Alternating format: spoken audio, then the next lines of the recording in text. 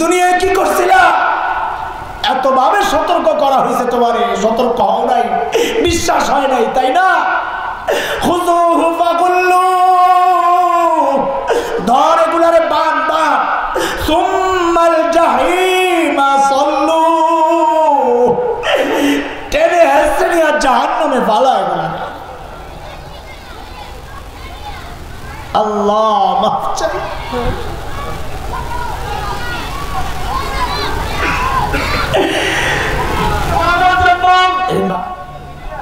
আমলি জজবাকে পয়দা করার জন্য এবার আমাদের সামনে অত্যন্ত মূল্যবান আলোচনায় তাকরীর পেশ করবেন আমিনুল ওয়াইজি বাংলাদেশের সম্মানিত মহাসচিব হযরতুল আল্লামা শেখ হাসান জলিল। এবার আমাদের সামনে মূল্যবান আলোচনা পেশ করছেন হযরতুল হযরত মাওলানা শেখ হাসান জলিল দাওয়াত বরকাতুহুল আলিয়া। আসসালামু আলাইকুম ওয়া রাহমাতুল্লাহি ওয়া বারাকাতুহু।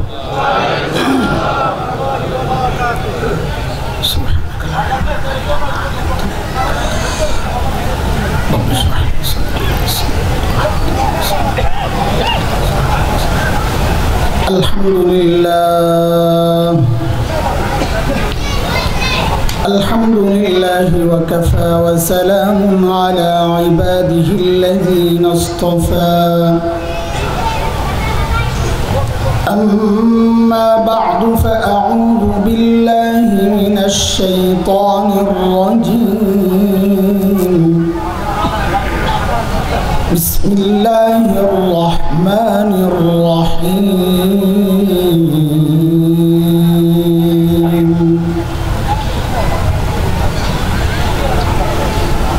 من عمل صالحا من ذكر أو أنثى وهو مؤمن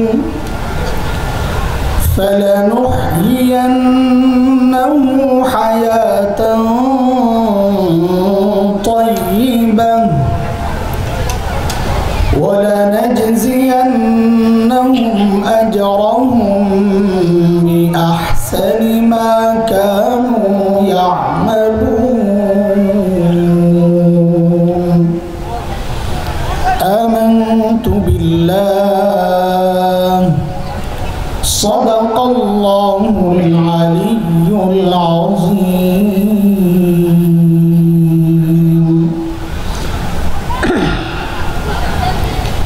মাদ্রাসাতুস সুন্নাহ কর্তৃক আয়োজিত আজকের এই বার্ষিক ওয়াজ মাহফিলের চলতি অধিবেশনের সম্মানিত সভাপতি,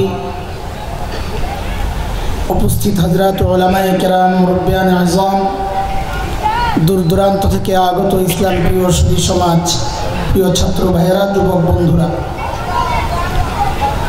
আল্লাহ সুবহানাহু ওয়া তাআলার অশেষ মেহেরবানি, করুণা, দয়া, যে মহান মালিক লাখো কোটি মানুষ থেকে বাছাই করে দ্বীনি এই মজলিসে আমাকে আপনাকে একত্রিত করেছেন, এটা মালিকের অনেক বড় দয়া আর করুণা।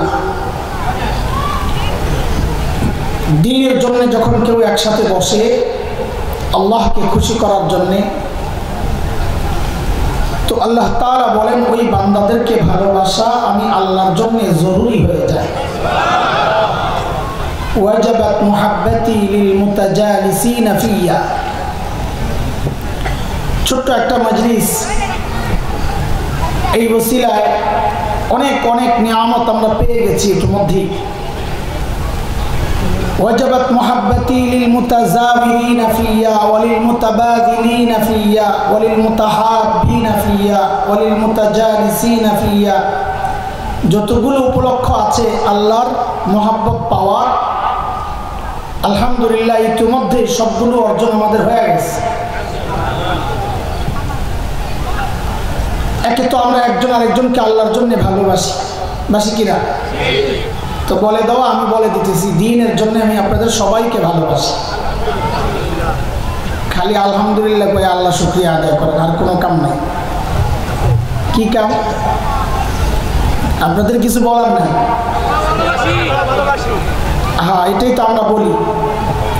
কিন্তু হাদিস আমাদেরকে শিখাইছে, কেউ যদি বলে যে দ্বীনের জন্য আপনাকে ভালোবাসি, তো তাকে বলে দেওয়া আহাব্বাকাল্লাহুল্লাযী আহবাবতানি লাহু, যে আল্লাহর জন্য আপনি আমাকে ভালোবাসেন, ওই আল্লাহও যেন আপনাকে ভালোবাসে।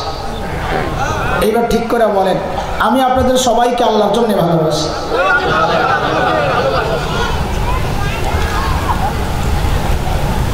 তো আল্লাহ বলতেছেন তাইলে তোমাদেরকে ভালোবাসা আমি আল্লাহর জন্য জরুরি হয়ে গেছে। একসাথে বসছি, এটা আরেকটা উপলক্ষ। একজন আরেকজনকে দেখতে আসছি, এটাও আরেকটা উপলক্ষ। খরচপাতির একটা ব্যাপার আছে। একজন আরেকজনের জন্য যখন খরচ করে পেছনে আল্লাহর জন্যে, তা আলহামদুলিল্লাহ আমরা কিছু খরচপাতি কইরা আসছি আপনাদের এখানে। হুজুররা না খাওয়াইয়া বয়ানে উঠাইলে ধরা খাইছিলাম, খাওয়াইয়া বয়ানে উঠাইছে, এই জন্য ওইটাও হাসিল হয়ে গেছে আলহামদুলিল্লাহ।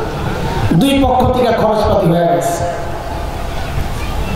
আল্লাহ শুকুর, আলহামদুলিল্লাহ আলহামদুলিল্লাহ। মুহতারাম হাজরিন, ছোট্ট একটা আয়াত তিলাওয়াত করেছি। আল্লাহ, তোমার এটা মাঝখান থেকে আওয়াজ আসে না, দেখছো আমি মাঝখানে কথা বলতেছি, সাইড থেকে পায় না। কই গেল? পাই গলা থাক থাক, আপনার কথা বললেন না, বেচারা মারা যাবে। খেয়াল করো তুমি, আমি আমার খেয়াল করো, আগে আগে রোগটা ধরো। আমি এতক্ষণ বসে খোদবার সময় রোগ ধরছে। মাঝখানে থাকলে, মাঝখানে তো ফাঁকা, তো এটা কি দুনিয়ার সিস্টেমটা কি এমন? তা আমি কিরকম এক সাইড হয়ে কথা বলবো, এটা দরকার কি? আমি যেটা বলছেন আমি বুঝতে পারলাম।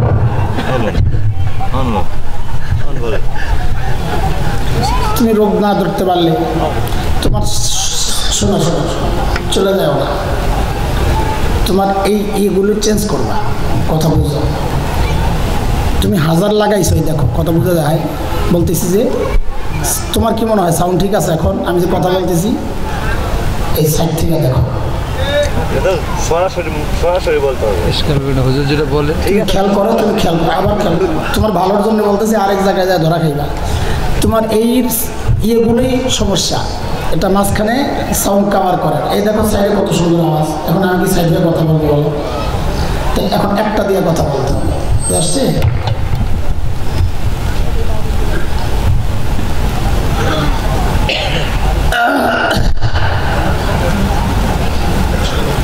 যে আয়াতে আল্লাহ সুবহানাহু ওয়া তাআলা আমাদের সুন্দর জীবনের একটা পথ দেখায় দিয়েছে।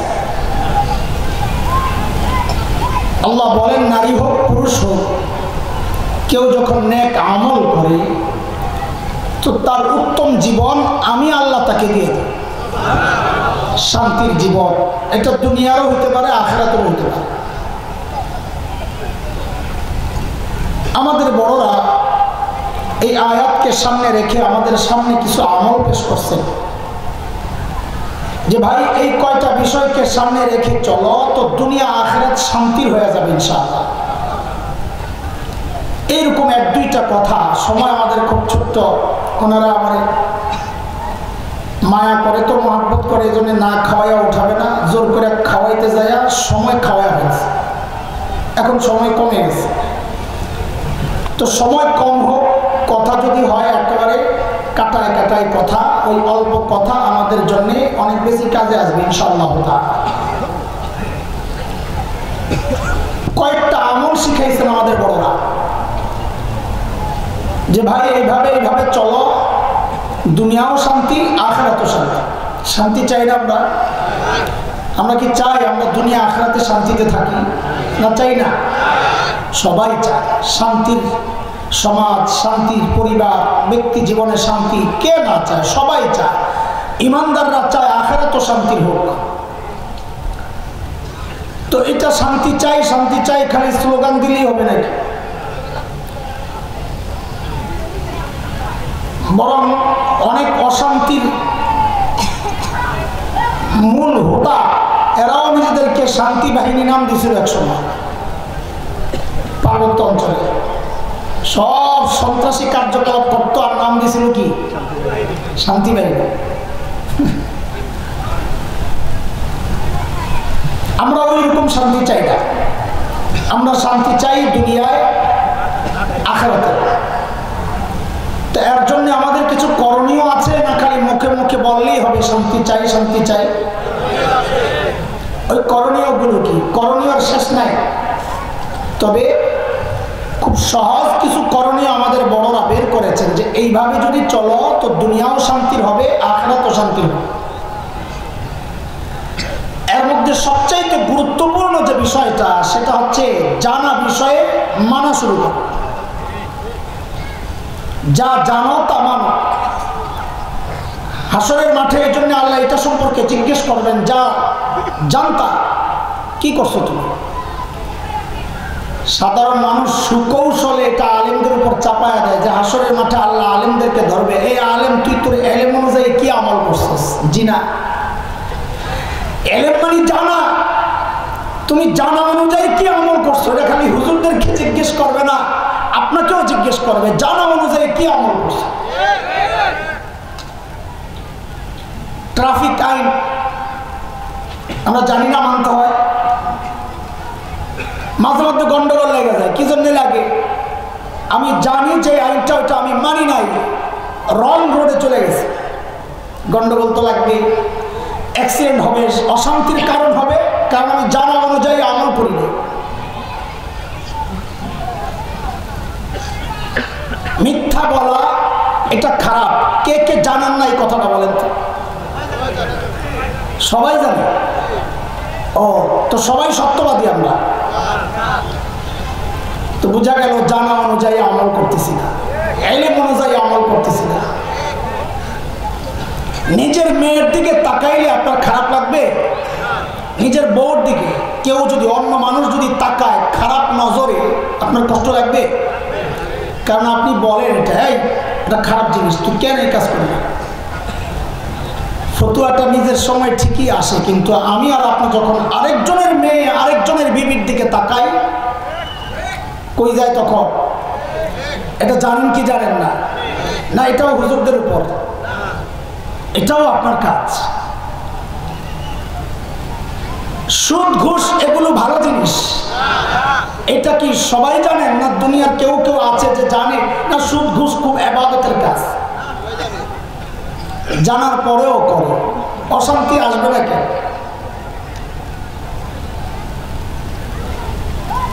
হায় আল্লাহ, আমাদের অনেক অশান্তির মূলে এটা, আমরা যা জানি তা মানি না। মা বাবার বাধ্য হওয়া, খিদমত করা, কথা মতো চলা, এটা জরুরি, আল্লাহর নির্দেশ। মা বাবার অবাধ্য হওয়া বড় মারাত্মক অপরাধ। এখানে কে কে জানেন না? সবাই জানে। আরে বুঝার চেষ্টা করেন, খালি যে হুজুরদের উপর চাপায়া দেন আপনারা, যা আলেম করে ধরবে আল্লাহ তাআলা, এলেম অনুযায়ী কি আমল করছো? হুজুর রেডি হন আপনি হাসরের মাঠে জব দেওয়ার জন্য। ওই আলেম মানে ওই আলেম না, মৌলবী না। এই আলেম মানে প্রত্যেকে যা জানে সে সম্পর্কে আল্লাহ জিজ্ঞেস করবেন, এই কথা তুমি জানতা কেন মানলা না, বলো আমাকে। এই জন্য সফলতার মূল একটা পয়েন্ট হচ্ছে যা জানি তা মানি, মানবো, তাইলেই সফলতা আসবে, দুনিয়ায় শান্তি আসবে, আখিরাতের শান্তি আসবে। 2 নাম্বার সফলতা এবং শান্তির উপকরণ বলছি। 2 নাম্বার হচ্ছে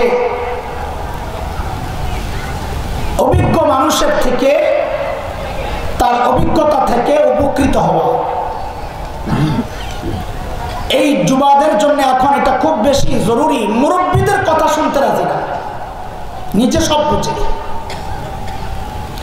এমনকি দ্বীনের ব্যাপারে এখন নিজে নিজে পণ্ডিত, আলেমদের কথা শুনতে রাজি না। দুর্ভাগা। হাজার বছর থেকে যে মাসআলা চলে আসছে এগুলো আমার কাছে ভালো লাগে না। ইন্টারনেটে যে মাসআলা পাইছি ওইটাই আমার কাছে গ্রহণযোগ্য মাসআলা হয়ে গেছে। লাগে মারামারি মসজিদে মসজিদে, লাগবে না কেন? তুমি অভিজ্ঞদের থেকে শিক্ষা নাও না। বিয়ে শাদী করতে গেলে গ্যাঞ্জাম লাগে, মা বাবা পছন্দ করে একরকম, ছেলে মেয়ের পছন্দ আরেক রকম, মা বাবা বলতেছে আমাদের জীবনের অভিজ্ঞতা হচ্ছে এই মেয়ে তোর জন্য ভালো হবে না, ছেলে বলে যা হবে হবে, আমি পছন্দ করছি বিয়ে আমি করুন, সারা জিন্দেগি অশান্তিটাই না। কেন? অভিজ্ঞ মানুষ থেকে শিক্ষা নেয় না। বুঝতেছেন কথা? কাটায় কাটায় বলতেছি যেহেতু সময় কম। আর এই দুইটায় লম্বা আলোচনার আমার নিয়ত ছিল না, শুধু শোনায় দেওয়া যে সফলতার জন্য এই বিষয়গুলো মাথায় রাখা। যা জানবো তাই মানার চেষ্টা করব, যা জানবো তাই মানার চেষ্টা করব, ইনশাআল্লাহ নিজেও শান্তিতে থাকবো, আশপাশ মানুষ যারা তারাও শান্তিতে থাকবে।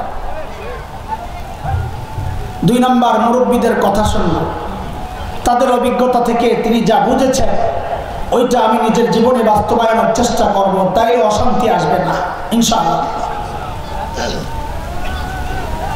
3 নম্বর, সফলতা এবং শান্তির জন্য যে কাজগুলো আমাদের জন্য করা জরুরি। 3 নম্বর, ভুল মানুষ করবেই, ভুল তো মানুষই করে। মানুষকে আল্লাহ বানাইছেন মিশ্রণ, ভুলও করবে ভালোও করবে।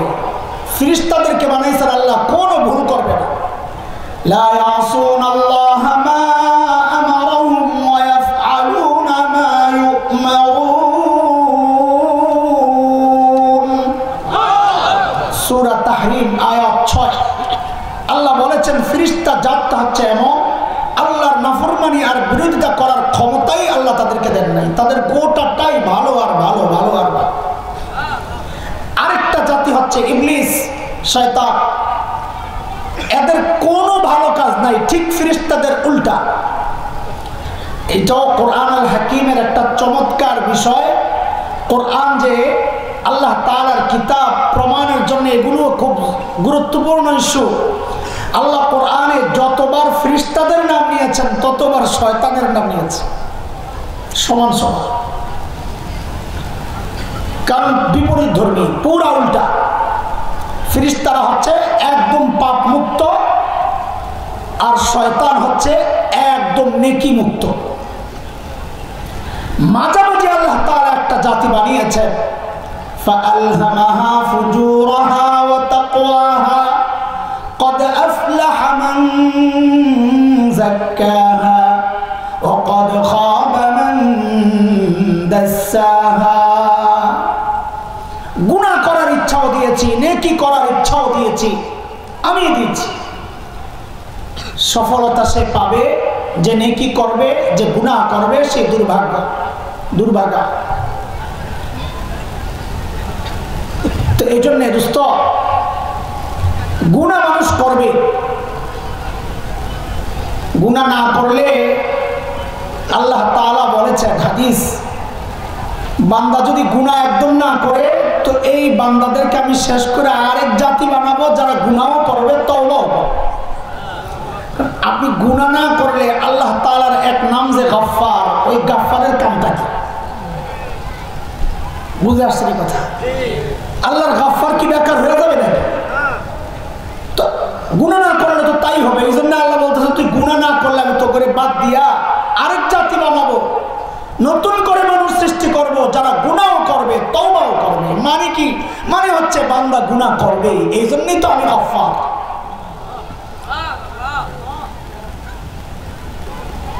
এই জায়গায় আমাদেরকে শয়তান থেকে আলাদা করতে হবে, এখান থেকে আলাদা হইতে হবে।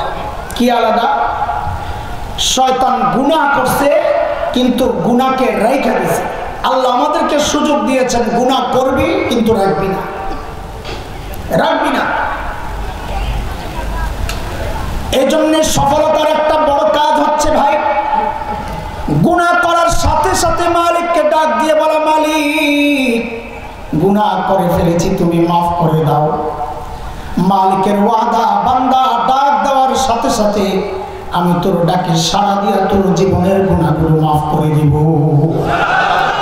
ডাক দিতে দেরি, সাড়া দিতে দেরি নেই। আর আজিব মালিক পেয়েছে, আজিব মালিক। এই জন্য ভাই আমার বেশি বেশি ইস্তেগফার পড়বো, সারাদিন ইস্তেগফারের আমল করব। আল্লাহর নবী বলেছেন, তুবা লিমান ওয়াজাদা ফি সাহিফাতিহি ইস্তিগফারান কাসীরা। হাসরের মাঠে যে ব্যক্তি নিজের আমলনামায় বেশি বেশি ইস্তেগফার পাবে তার জন্য আনন্দ আর আনন্দ, খুশি আর খুশি। আল্লাহ খুশি হয়ে যাবে, আর এত ইস্তেগফার আজকে কাজে লাগবে। এখন ইস্তেগফার বড় আজীব এক আমল, বড় আজীব আমল। যে কোনো মুসিবতের মধ্যে ইস্তেগফার ওষুধ। যে কোনো মুসিবত, যে কোনো মুসিবত আমাদের কাছে যারাই আসে, আমার যত মুসিবত, এই যে আজকে মসজিদে বিয়ে করতে পারে না, বাচ্চা হয় না, অভাব, ঋণ, মুসিবত, অসুস্থ, যতগুলো আইছে দেখা করতে, সবাই একটাই ওষুধ দিয়ে দিচ্ছে, যা বেশি বেশি ইস্তেগফার করো। শিখছি হযরত হাসান বসরি রহমতুল্লাহ আলাইহির কাছ থেকে। দরবারে এক লোক আসছে, আয়েশা বলে, হুজুর অনেক পাপ করে ফেলছি, একটু দোয়া করেন আল্লাহর কাছে। তো হুজুর বলে, তুমি যা বেশি বেশি ইস্তেগফার করো, যাও, আল্লাহ মাফ করে দেবেন। আরেকদিন আরেক লোক আসছে, হুজুর বৃষ্টি হয় না, ফসল গেল বরবাদ হইয়া। তো আমল শিখাইয়া দিয়েছেন, যাও যাও বেশি বেশি ইস্তেগফার করো, যাও। আরেকদিন আরেক লোক আসছেন, হুজুর ঋণে পড়ে গেছি, ব্যবসা মন্দা, বড় অভাবে আছি। হযরত হাসান বসরি শিখাইয়া দিয়েছেন, যাও যাও বেশি বেশি ইস্তেগফার করো, যাও। আরেকদিন আরেক লোক আসছেন, হুজুর বাচ্চা হয় না, বাচ্চা লাগবে। তো বলে, যাও তুমিও যায় বেশি বেশি ইস্তেগফার করো, যাও। আরেকদিন আরেক লোক আসছেন, হুজুর বাড়ি ঘর বানাইতে চাইতেছি, ভাবতেছি না। তো হাসান বসরি শিখাইয়া দিয়েছেন, যাও যাও তুমিও যায় বেশি বেশি ইস্তেগফার করো। দরবারে এক লোক বলে, হুজুর বুঝলাম না, যে আসে তারা খালি ইস্তেগফার ধরাইয়া দেন, এটা তো বুঝলাম না কিছু। তো হযরত হাসান বসরি জবাব দেন, আরে এটা নবী নূহ আলাইহিস সালাতু ওয়াস সালামের চিকিৎসা। নবী নূহ আলাইহিস সালাম এই সমস্যাগুলোর জন্য আমল দিতেন ইস্তেগফার, যাও ইস্তেগফার করো। আর এটা যে আল্লাহর কাছে মঞ্জুর হয়েছে, আল্লাহ দেখেন পূর্বেকার নবীদের ঘটনাগুলো আল্লাহ কোরআনে কেন উল্লেখ করছে। হযরতে শুআয়ব আলাইহিস সালাম মুসা আলাইহিস সালামকে বললেন, উরিদু আন উনকিহাকা ইহদাবনাতাইয়া হাতাইক, আমি চাই আমার দুই মেয়ের এক মেয়েকে আপনার কাছে বিয়ে দিব। মুফাসসিররা বলেন, এই ঘটনা প্রমাণ করে বিয়ের জন্য প্রস্তাব দিবে মেয়ে পক্ষ, এটা নবীর সুন্নাত। ঘটনা এটা খামাখা আসে নাই। মেয়ের পক্ষ প্রস্তাব দেওয়া এটা এখন আমাদের জন্য বড় অপমানজনক। বিয়ে হয় না খবর নাই, কিন্তু প্রস্তাব দিবে না, আরে বাণিজ্যদের ব্যাপার। প্রস্তাব দিবে কে? হ্যাঁ, এটা নবীর সুন্নাত। এই ঘটনা খামাখা আসে নাই। হযরত আইয়ুব আলাইহিস সালাম অসুস্থ, আল্লাহ হুকুম করলেন উরকুত বিরিজলিক,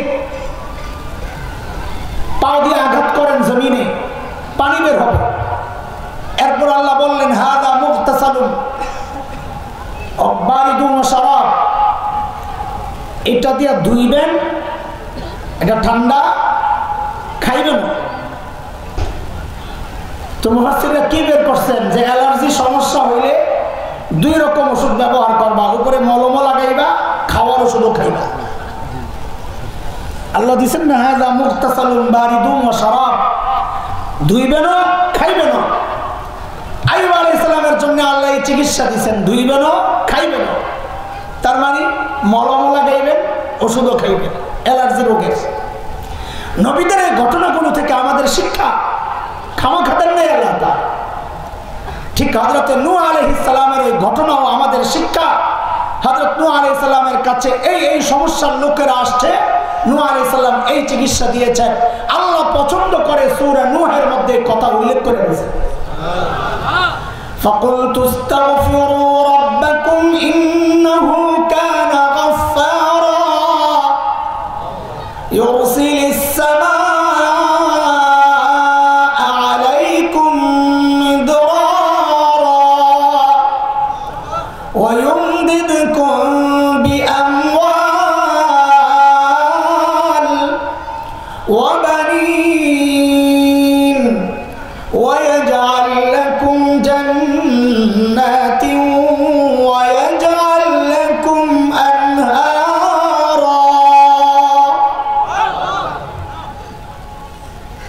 হযরত নূহ আলাইহিস সালাম বললেন, আমি বলেছি তাদেরকে ইস্তাগফিরু রাব্বাকুম, রবের ইস্তিগফার করো।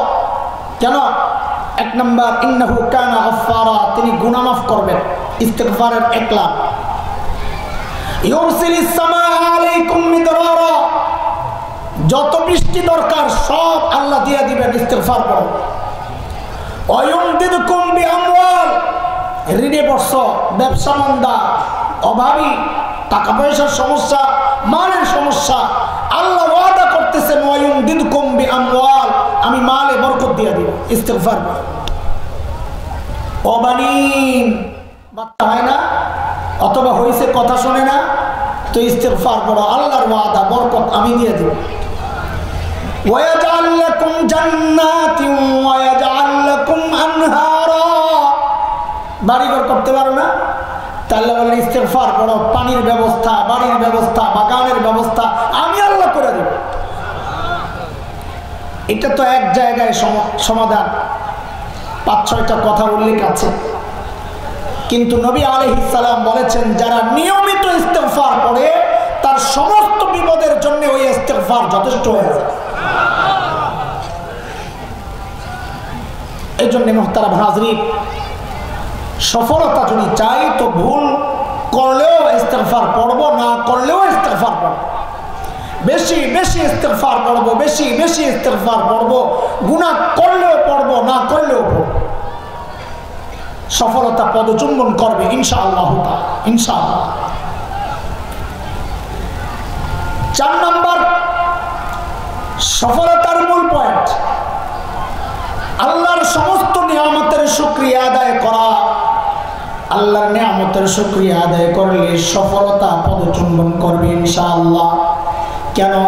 কারণ আল্লাহর ওয়াদা, লা ইন শাকারতুম লা আযীদান্নাকুম ওয়া লা ইন কাফারতুম ইন্না আযাবী লাশাদীদ। আল্লাহর নিয়ামতের শুকরিয়া যদি আদায় করো, আল্লাহর ওয়াদা ওই নিয়ামত আমি বাড়ায়া দিব। নিয়ামত বাড়লে আমার সফলতা আসবে না ব্যর্থতা? বলেন বলেন। নিয়ামত যদি বাড়তে থাকে আমি ব্যর্থ হব না সফল হব? ঈমানের নিয়ামত একটা নিয়ামত, শুকরিয়া আদায় করব মালিকের। ইবাদত করতে পারা একটা নিয়ামত, শুকরিয়া আদায় করব মালিকের। আমার হায়াত একটা নিয়ামত, আমার যৌবন একটা নিয়ামত, আমার মাল একটা নিয়ামত, আমার সুস্থতা একটা নিয়ামত, আমার যৌবন, আমার অবসর টাইম, এগুলোও নিয়ামত। এক হাদিসে নবী আলাইহিস সালাম বলেছেন, ইগতানিম খামসান ক্বাবলা খামস, হায়াতাকা ক্বাবলা মাউতিক, ওয়া শাবাবাকা ক্বাবলা হারামিক, ওয়া সিহহাতাকা ক্বাবলা সুকমিক, ওয়া গিনাকা ক্বাবলা ফাকরিক, ওয়া ফারাগাকা ক্বাবলা শুগলিক, আও কামা ক্বালা আলাইহিস সালাতু ওয়াস সালাম। আল্লাহর নবী বলেন, 5 জিনিস আসার আগে আগে 5 জিনিসের মূল্যায়ন করো। মৃত্যুর আগে আগে হায়াতের মূল্যায়ন করো, বার্ধক্যের আগে আগে যৌবনের মূল্যায়ন করো, অসুস্থ হওয়ার আগে আগে সুস্থতার মূল্যায়ন করো, অবসর টাইমের মূল্যায়ন করো, ব্যস্ত হওয়ার আগে আগে সচ্ছলতার মূল্যায়ন করো, দারিদ্রতার আগে আগে। কয়টা কয়টা কয়টা বলেন? 1 নম্বর হায়াতের মূল্য দেন, হায়াতের, নিজের জীবনের মূল্য দেন। এটা অনেক দামি জিনিস। আমার হায়াতের কত দাম, কত দাম? এই হায়াতের দাম কত? হ্যাঁ, অনেক মানে অনেক, অনেকের কত? আয় আল্লাহ, গোটা দুনিয়ার চেয়ে কমপক্ষে 10 গুণ বড় জান্নাত পাবো আমার এই হায়াতটাকে যদি ঈমানের উপর রাখতে পারি। এবার বুঝলেন হায়াতের দাম কত? 1 মাস চাকরি করে যদি কেউ 3 লাখ টাকা বেতন পায়, তো আমরা বলি অনেক দামি চাকরি রে, বাপরে 3 লাখ টাকা বেতন পায়। অথচ দুনিয়ায় যদি কেউ 100 বছর বাঁচে, 100 বছর কত? জান্নাতের টাইম অনুযায়ী, আখিরাতের টাইম অনুযায়ী মাত্র 2.5 মিনিট, মাত্র 2.5 মিনিট। 100 বছরের কেউ আছেন? আছেন এখানে 100 বছরের কেউ নাই? আচ্ছা 100 বছর যদি কেউ মানুষ বাঁচে, সে কি 50 বছর ইবাদত করে? কি মনে হয় আপনাদের? বালে হইতে লাগছে 15 বছর, ঘুমাইছে জীবনে কত, খাইছে কত, জরুরি কাজ, টয়লেট, বাজার সদাই, কাজ কারবার, এগুলা ছাড়া একজন মানুষ বাঁচছে? তাহলে সারা জীবন যদি ধরলাম 50 বছর ইবাদত করছে, তো আখিরাতের টাইম অনুযায়ী 100 মিনিট কত? মাত্র 100। এই 100 মিনিট যদি ইবাদত করি, কিচ্ছুও যদি না করি, জীবনে কোনো ইবাদত করি নাই, কিন্তু এই 100 মিনিট আমি ইমানের অবস্থায় ছিলাম, ইমান নিয়ে কবরে গেছি, তো নবী বলেন যে দুনিয়ায় বসবাস করতেছি, এইরকম কমপক্ষে 10টা দুনিয়ার মতো জান্নাত আল্লাহ দিয়ে দিবে। তাইলে আমার এই 100 মিনিটের দাম কত? 3 লাখ টাকা পাইয়ে বলি দামি চাকরি। আর এত দামি চাকরি, দুনিয়ায় বসে একবার সুবহানাল্লাহ পড়তেছি, হায়াতের দাম দেখাইতেছি। দুনিয়ায় বসে একবার সুবহানাল্লাহ পড়তেছি। আল্লাহর নবী বলেন আল্লাহ তাআলা জান্নাতের সাথে সাথে একটা গাছ লাগায়া দেন। গাছটা কত বড়? 10 হাত, 20 হাত, 100 হাত তৈরি না, আরো বড়। কত বড়? আয় মা, রিওয়ায়াতে ভিন্ন ভিন্ন শব্দ আছে, আমি একটা বলতেছি। আল্লাহর হাবিব বলেন কেউ যদি দুনিয়ায় একবার সুবহানাল্লাহ পড়ে, আল্লাহ তাআলা জান্নাতের সাথে সাথে এমন একটা গাছ লাগায়া দেন। আরবের প্রচন্ড তেজি ঘোড়াগুলো যদি ওই গাছের গোড়ায় দৌড়ায়, নবী বলেন দৌড়াবে দৌড়াবে দৌড়াবে, 500 বছর দৌড়াবে, গাছের গোড়া দৌড়ে শেষ করতে পারবে না। এই যে এবার যারা সুবহানাল্লাহ পড়ছে তাদের গাছ লাগছে একটা, এবার যারা পড়ছে এবার লাগছে আরেকটা, লাগছে আরেকটা, লাগছে আরেকটা, লাগছে আরেকটা, লাগছে আরেকটা, লাগছে আরেকটা, লাগছে আরেকটা, লাগছে আরেকটা, লাগা লাগা লাগা। আল্লাহ, দাম কি আমার জীবনের? আমার হায়াতের দাম কি খবর আছে? কোথায় কোথায় ঘুরে ঘুরে টাইম লস করতেছি, কি কি কথাবার্তা বলে বলে টাইম লস করতেছি। আমার হায়াতের দাম কত? আর আমি জবাব দিয়ে কি বলতেছি এগুলা? কোথায় কোথায় টাইম পাস করতেছি।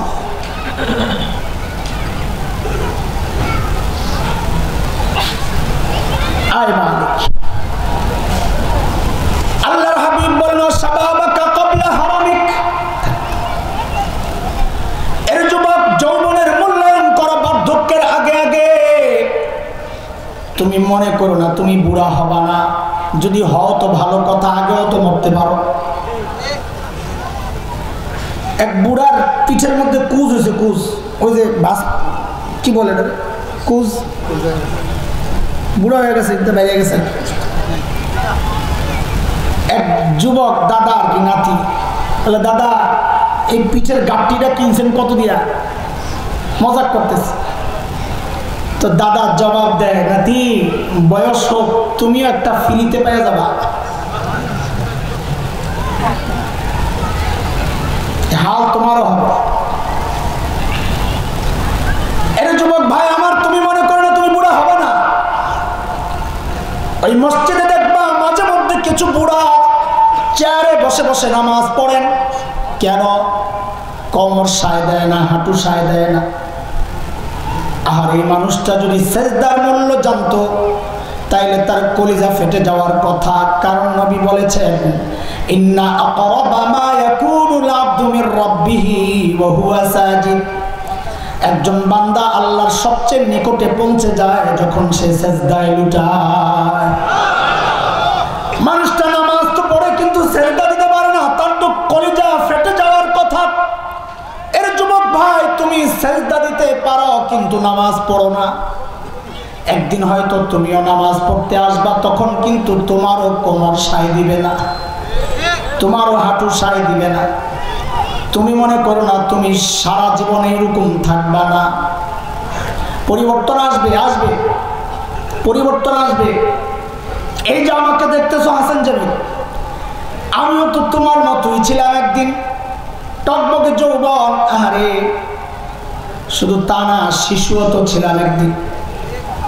কয়দিন আগের কথা, শৈশব থেকে পালায়া ঢুকছি কৈশোরে। মালাকুল মউত কিন্তু পেছনে পেছনে হুকুম হইলেই ধরত। বয়সের অপেক্ষায় থাকে না মালাকুল মউত, মালাকুল মউত হুকুমের অপেক্ষায় থাকে। কথা কর, মালাকুল মউত আমার আর তোমার বয়সের অপেক্ষা করে না। আরে শৈশবে মালাকুল মউত তো পেছনে দাঁড়ানো ছিল, আল্লাহর হুকুম হয় নাই বলে আমারে ধরে নাই। শৈশব থেকে পালায়া ঢুকলাম কৈশোরে, মালাকুল মউত পেছন ছাড়ে নাই, আল্লাহর হুকুম হয় নাই বলে ধরে নাই।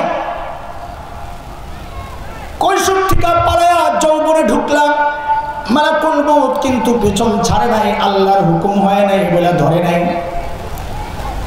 যৌবন থেকে পালায়া বার্ধক্যে ঢুকে গেছি। আয়নায় যখন নিজের চেহারাটা দেখি, কলিজাটা মোচড় দিয়ে ওঠে। যখন দেখি দাড়ি পাইকা সাদা হয়ে গেছে, যখন দেখি চুল পাইকা সাদা হয়ে গেছে, তখন কলিজাটা মোচড় দিয়ে ওঠে। আরে এখন পালাবো কই? পালানোর জায়গা তো শেষ, আর তো কোনো স্টেপ নাই। যে জায়গায় পালায়া ভাগবো। এরে বাবা, এরে ভাই আমার, এই চুল পাকা দাড়ি সাদা হওয়া মানি জানি তুমি? মানি। আল্লাহ আমাকে মেসেজ পাঠাইছেন, এরে হাসান জামিল, তোর সামনে আমি গাছের পাতা ঝরাইয়া তোরে সতর্ক করেছিলাম। এরে হাসান জামিল, যে জিনিস ধরে ওই জিনিস কিন্তু ঝরে, তুইও একদিন ঝরে যাবি। তুই সোজা হস নাই।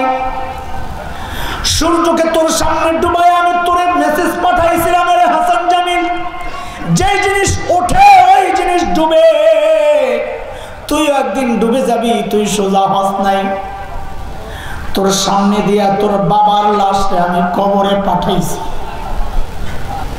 তোর মেসেজ দিছি, আরে হাসান জামিল, তুই এখন কারো না কারো বাবা।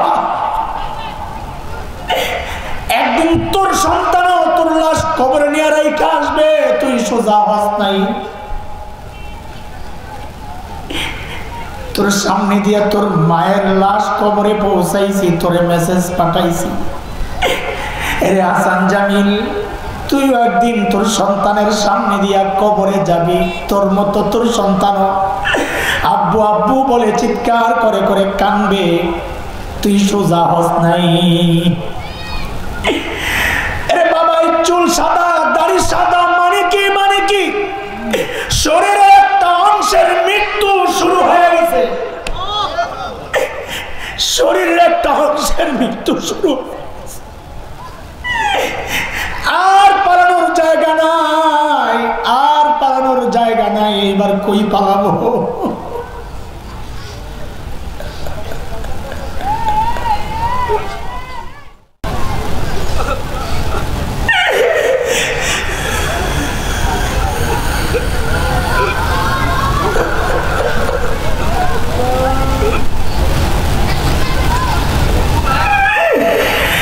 বাপ, এবার তুমি কই পালাবা বলো? পালানোর জায়গা শেষ, অথচ এখনো তুমি গুনাহ ছাড়তে পারো নাই।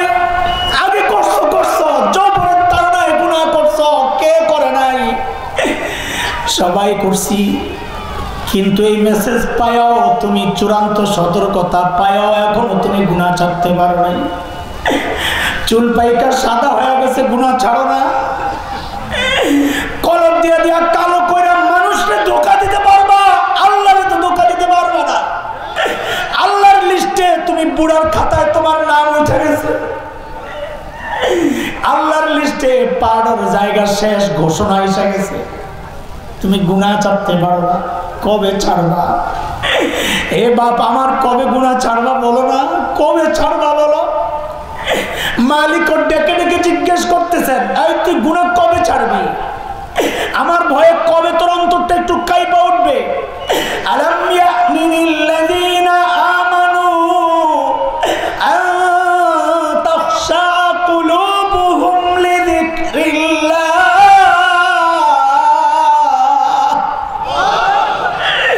ও ইমানদার,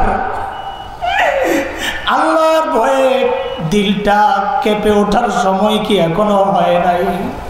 আর কেমনে তোমারে বুঝাবো? এত এত এত এত মেসেজ পাঠাইয়া তোমারে সতর্ক করতে পারলাম না, তুমি কবে সোজা হইবা? আল্লাহ ডেকে ডেকে বলতেছে।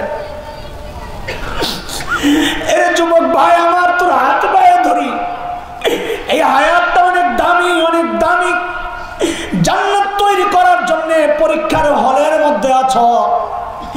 পরীক্ষার হলে যেমন লেখলি নাম্বার, আমি আর তুমিও জান্নাত পাওয়ার জন্য এখানে বইসা আমল করলি নাম্বার। একটা মুহূর্ত নষ্ট করা যাবে না। দয়া করে এই সময় নষ্ট করো না, দামি সময় নষ্ট করো না ভাই। এখন তো আফসোস করি হায় যৌবন কেমনে কাটাইলাম। আরে ওই সময় যদি কেউ হাতটা টান দিয়া ধরতো, এর আসান জামিল এমনি চলিস না। সময় কিন্তু যাবে গা, আফসোস করবি। এখন তো আফসোস করি, কলিজা ফেটে যায়। আয় যৌবনের এই একটা দুইটা না, 30টা বছর। আরে প্রতিদিন অতিরিক্ত 2 রাকাত নামাজ পড়লেও আজকে কত রাকাত নামাজ অতিরিক্ত আমল নামায় ঢুকতো। প্রতিদিন 100 বার তাসবিহ পড়লে আজকে আমল নামায় কতগুলো অতিরিক্ত আমল ঢুকতো। হায় হায় হায় হায়, কি করলাম। এরে ভাই যুবক, একদিন তুমিও আফসোস করবা আমার মতো, কিন্তু কাজ হবে না, লাভ হবে না। সময় কোনোদিন ফেরত আসবে না, আসে না। এই জন্য নবী বলেন, ইগতানিম খামসান ক্বাবলা খামস হায়াতাকা ক্বাবলা মাউতিক। জীবনের মূল্য দাও মৃত্যুর আগে আগে। মরবা তো অবশ্যই, মরার আগে আগে জীবনটারে তুমি কাজে লাগাও। ও শাবাবাকা ক্বাবলা হারামিক, বার্ধক্যের আগে আগে যৌবনকে কাজে লাগাও, মূল্য দাও। বার্ধক্য আসলে মন চাইবে আমল করতে, কিন্তু শরীর সায় দিবে না। ব্যস্ততা বাড়বে, বয়স যত বাড়বে ব্যস্ততা বাড়বে, শরীর দুর্বল হইতে থাকবে। তখন মন চাইবে, কিন্তু পারিপার্শ্বিক অবস্থা আমাকে সাপোর্ট করবে না। এই জন্য নবী বলতেছেন, যা করার এখনই করে নাও। এর যুবক ভাই আমার, তোমার এই দামি সময়ের একটা ভাগ তুমি ফেসবুকে দাও, হায় হায় ইন্টারনেটকে দাও, ইউটিউবকে দাও। জীবনের দামি সময়টার একটা ভাগ তুমি খেলোয়াড়দেরকে দাও। জীবনের এই দামি সময়টার একটা ভাগ তুমি গায়ক গায়িকারে দাও, নায়ক নায়িকারে দাও, বন্ধু বান্ধবরে দাও। কত জায়গায় তোমার সময় কাজে লাগে, অফিসকে দাও, বাবা মাকে দাও, সবাইরে দিচ্ছ, কোনো সমস্যা নাই। আপনজন হারাল জায়গায় যত জায়গায় সময় দেওয়া যায় দাও। সব দুনিয়ার সবাই তোমার এই দামি হায়াতের ভাগ পায় না কেবল মালিক। মালিকের টাইম দেওয়ার সময় আমাদের হাতে নেই। বন্ধু একটা ফোন দিলে অস্থির হয়ে যাও ধরার জন্য, সাথে সাথে ধরতে না পারলে পরে ব্যাক করার জন্য অস্থির হয়ে যাও।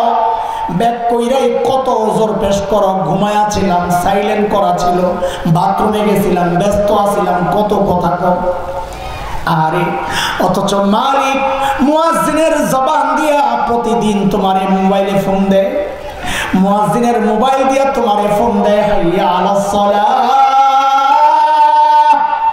হাইয়া আলাল ফালাহ। ও বান্দা আয় না আমার একটু সিজদা কর। তুমি বলো আমার হাতের টাইম নেই। মালিকের তখন কেমন লাগে, যে টাইমটা আমি দিলাম ওই টাইমের ভাগ তুই আমারে দেস না, বাকি সবাই রে দেস। কেবল আমি আর তুমি মালিককে টাইম দেই না, দুনিয়ার সব মখলুক মালিককে টাইম দেয়। সব মখলুক ওয়া ইন মিন শাইইন ইল্লা ইউসাব্বিহু বিহামদি ওয়ালাকিন লা তাফকাহুনা তাসবিহাহুম। জগতের সব মালিকের তাসবিহ পড়ে আমরা বুঝি না। হায় হায়, যেই গাছটার দিকে তাকায় দেখো একটা গাছ দাঁড়ায় রয়েছে, আমার তোমার কাছে মনে হয় গাছটা বুঝি এমনি দাঁড়ায় রয়েছে। না, গাছটা এমনি দাঁড়ায় হয় নাই, ওই গাছটা দাঁড়ায়া দাঁড়ায়া মালিকের তাসবিহ পড়ে। যে কুকুরটারে তুমি তাড়ায়া দাও নিকৃষ্ট প্রাণী মনে কইরা, হ্যাঁ নিকৃষ্ট প্রাণী তাড়ায়া দাও, তোমার চেয়ে নিকৃষ্ট, কিন্তু একটু ভাইবা দেখো তুমি কতটা নিকৃষ্ট। ওই নিকৃষ্ট প্রাণী কুকুরটাও রুকুর হালতে মালিকের তাসবিহ পড়ে। তাইলে কে উৎকৃষ্ট?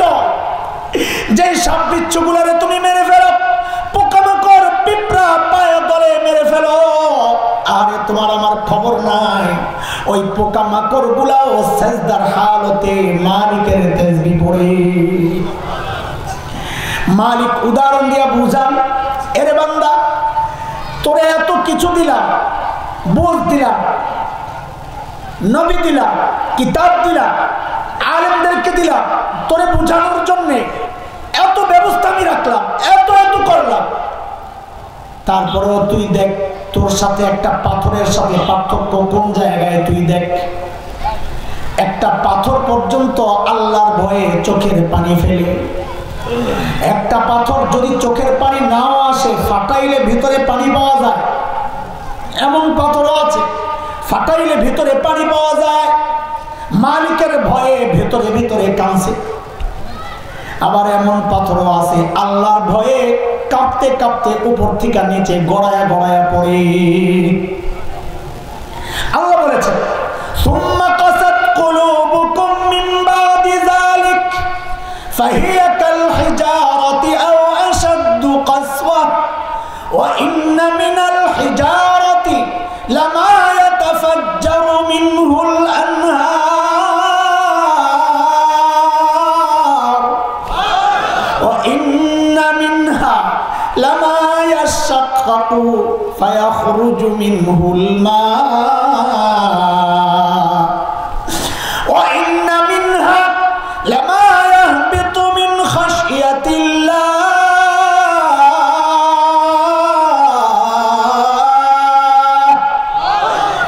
পাথর আল্লাহর ভয়ে কাঁদতেছে, ঝর্ণা হইয়া পানিগুলো নিচে পড়তেছে, তুমি যাই আনন্দ করো।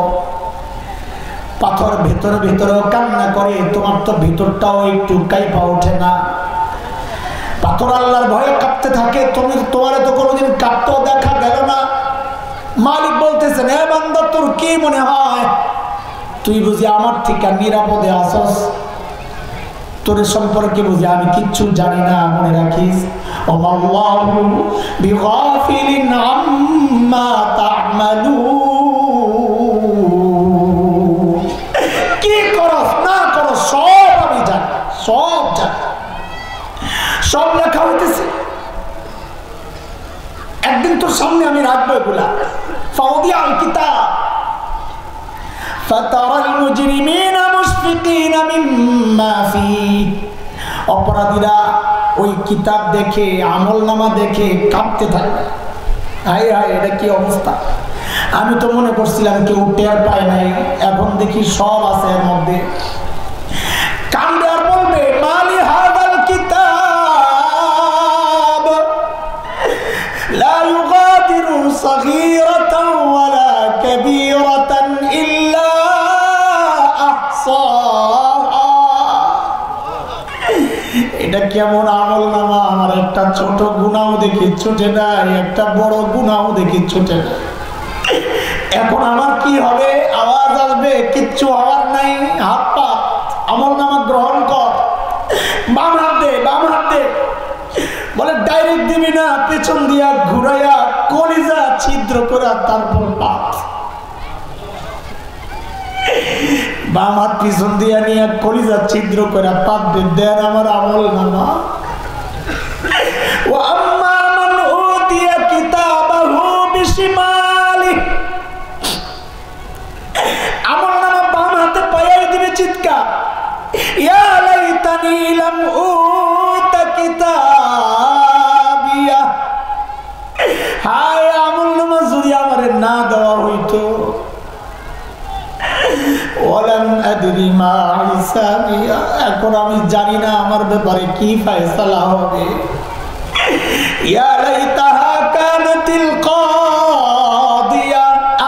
মৃত্যু পর্যন্তই যদি সব শেষ হয়ে যাইতো, দুনিয়ায় টাকা পয়সার বাহাদুরি কইরা টাকা দিয়া বিচার পাল্টাইতাম, মা আন্নি মালিয়া, আজকে আমার মাল আমারে বাঁচাইতে পারতেছে না, ক্ষমতার দাপট দেখাইছি, হালাকা আন্নি সুলতানিয়া, আজকে ক্ষমতাও আমারে বাঁচাইতে পারতেছে না, চিৎকার করবে, আওয়াজ আসবে, এখন আর চিৎকার করে কোনো লাভ নাই, কোনো লাভ নাই।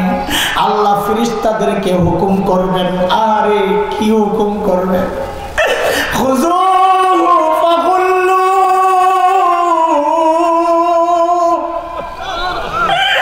খুযুহু ফাগুল্লু,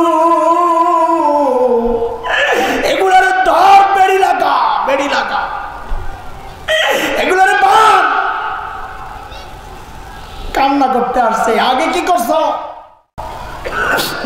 দুনিয়ায় কি করছিলা, এত ভাবে সতর্ক করা হয়েছে, তোমারে সতর্ক হও নাই, বিশ্বাস হয় নাই, তাই না? খুযুহু ফাগুল্লু, ধর এগুলারে বান বান, সুম্মাল জাহিমা সাল্লু, টেনে হেসে নিয়ে জাহান্নামে ফালা এগুলা। আল্লাহ মাফ চাই।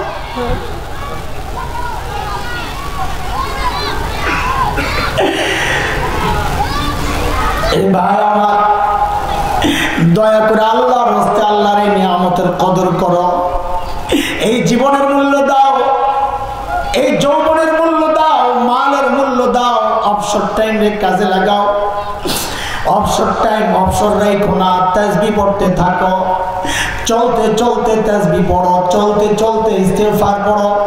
আর এই জমিন তো আমার বিরুদ্ধে সাক্ষী দিবে, শুধু বিরুদ্ধে দিবে না, পক্ষেও তো দিবে, জমিন তো পক্ষেও সাক্ষী দিবে। হাঁটতে হাঁটতে তাসবিহ পড়তেছি তো জমিন তো এই কথা বলবে, ইয়াউমা ইযিন তুহাদ্দিসু আখবারাহা বিআন্না রাব্বাকা আওহা লাহা, জমিন কথা বলবে, গুনার জায়গায় বলবে, আল্লাহ আমার উপর দাঁড়ায় দাঁড়ায় বান্দা সুবহানাল্লাহ পড়ছিল, আমার উপর দাঁড়ায় দাঁড়ায় বান্দা লা ইলাহা ইল্লাল্লাহ পড়ছিল, আমার উপরে দাঁড়ায় দাঁড়ায় বান্দা ইস্তিগফার পড়ছিল, আল্লাহ আমি সাক্ষী। জমিন রে সাক্ষী বানাও, চলতে চলতে তাসবিহ পড়ো। বাজারে যাচ্ছ, পাও চলতেছে, মুখ তো আর চলে না, মুখটারে চালাইতে থাকো না, সমস্যাটা কি, হাঁটা স্লো হয়ে যাবে, আরে হাঁটা স্লো হয়ে যাবে। মসজিদে আসতেছি নামাজের জন্য, রাস্তায় মুখ বন্ধ রাখার দরকার কি, চলতে চলতে পড়তে থাকি, আস্তাগফিরুল্লাহাল আযীম ওয়া আতুবু ইলাইহি, আস্তাগফিরুল্লাহাল আযীম ওয়া আতুবু ইলাইহি। সকাল সন্ধ্যার তাসবিহগুলো পড়তে থাকি, ফজরের পরে ছাড়বো না, সুবহানাল্লাহি ওয়া বিহামদি, পড়ে পড়ে সুবহানাল্লাহি ওয়া বিহামদি, পড়ে সুবহানাল্লাহি ওয়া বিহামদি। সকালে ফজরের পর পর 100 বার, কত? মাগরিবের পরে আবার 100 বার সুবহানাল্লাহি ওয়া বিহামদি। কি হবে লাভ? নবী আলাইহিস সালাম বলেছেন, কেউ যদি ফজরের পরে 100 বার পড়ে, সারা রাতের গুনাহগুলো আল্লাহ মাফ করে দিবেন। কেউ যদি মাগরিবের পর 100 বার পড়ে, সারা দিনের গুনাহগুলো আল্লাহ মাফ করে দিবেন। ওই যে সুবহানাল্লাহর গাছ কিন্তু লাগতেছে, মাথায় আছে না? ও লাগতেছে গাছ, আল্লাহু আকবার, আল্লাহ, আহা কি সুযোগ, কি সুযোগ। ও ভাই, এই সুযোগকে কাজে লাগাই, এই সুযোগকে কাজে লাগাই, ইনশাআল্লাহ তো আমার জন্য নাজাতের ওসিলা হবে, আমার দুনিয়াও শান্তির হবে, আখিরাতও শান্তির হবে। কেন? আল্লাহ ওয়াদা করেছেন, মান আমিলা সালিহাম মিন যাকারিন আও উনসা ওয়া হুয়া মুমিন ফালানুহইয়ান্নাহু হায়াতান তাইয়্যিবাহ ওয়া লানাজজিয়ান্নাহুম আজরাহুম বিআহসানি মা কানু ইয়ামালুন। আল্লাহর ওয়াদা, কার ওয়াদা? কার ওয়াদা? আল্লাহর ওয়াদা। তুই নেক আমল কর, তোর জীবনকে আমি শান্তির জীবন বানায় দিব, সুখের জীবন বানায় দিব, আখিরাতকে সুখের বানায় দিব। আল্লাহ দায়িত্ব নিয়েছেন, ইনশাআল্লাহ আল্লাহ করবেন ইনশাআল্লাহ। ওই জন্য দোস্ত 4টা আমল আজকে দিয়ে গেলাম, যা জানবো তা মানবো ইনশাআল্লাহ। এক নম্বর কি ছিল? যা জানবো তা মানবো। 2 নম্বর, অভিজ্ঞ মানুষ থেকে শিক্ষা নিব, অভিজ্ঞদেরকে প্রাধান্য দিব, নিজে নিজে মাতবর হব না। যে কোনো বিষয়, নিজের ব্যক্তি জীবন, পারিবারিক জীবন, বৈবাহিক জীবন, ব্যবসা বাণিজ্য, যে কোনো বিষয়ে মুরব্বীদের পরামর্শে চলবো, তো ইনশাআল্লাহ আমাকে আফসোস করা লাগবে না। 3 নম্বর, ভুল হয়ে গেলে ইস্তিগফার পড়বো, ভুল না হইলেও ইস্তিগফার পড়বো, এটাও আমাকে শান্তির জীবন এনে দিবে ইনশাআল্লাহ। 4 নম্বর, নিয়ামতের শুকরিয়া আদায় করব, বিশেষ করে জীবনের যে নিয়ামত, এই নিয়ামতের কদর করব। যৌবনের যে নিয়ামত, এই নিয়ামতের কদর করব ইনশাআল্লাহ। অবসর টাইম, এটা একটা নিয়ামত, এই নিয়ামতের কদর করব। সুস্থতা একটা নিয়ামত, এই নিয়ামতের কদর করব। যাদেরকে আল্লাহ মাল সম্পদ দিয়েছেন, এটাও একটা নিয়ামত, এই নিয়ামতেরও কদর করব। আল্লাহর রাস্তায় খরচ করে করে, বৈধ জায়গায় খরচ করে করে, হারাম জায়গা থেকে খরচ করা থেকে বিরত থেকে অপচয় করা থেকে বিরত থেকে ওই মালের নিয়ামতের কদর করব ইনশাআল্লাহ। তাইলে আমাদের জীবনকে আল্লাহ ওয়াদা করেছেন, আমি তোর জীবনকে শান্তির জীবন বানায় দিব। আল্লাহ তাআলা আমাদের সকলের জীবনকে শান্তির জীবন বানায় দেন, আমাদেরকে দুনিয়া আখিরাতে কামিয়াবি দান করেন। এখনই জামাত হবে, আজান হবে, আমরা জামাতে শরীক হব ইনশাআল্লাহ। এখানে তো জামাত হবে না মসজিদে, এখানে জামাত হবে ইনশাআল্লাহ। যাদের ওযু ইস্তেনজার হাজত আছে, আমরা সেরে এসে তাড়াতাড়ি জামাতে অংশগ্রহণ করি। আসসালামু আলাইকুম ওয়া রাহমাতুল্লাহি ওয়া বারাকাতুহু। সুবহানাল্লাহ।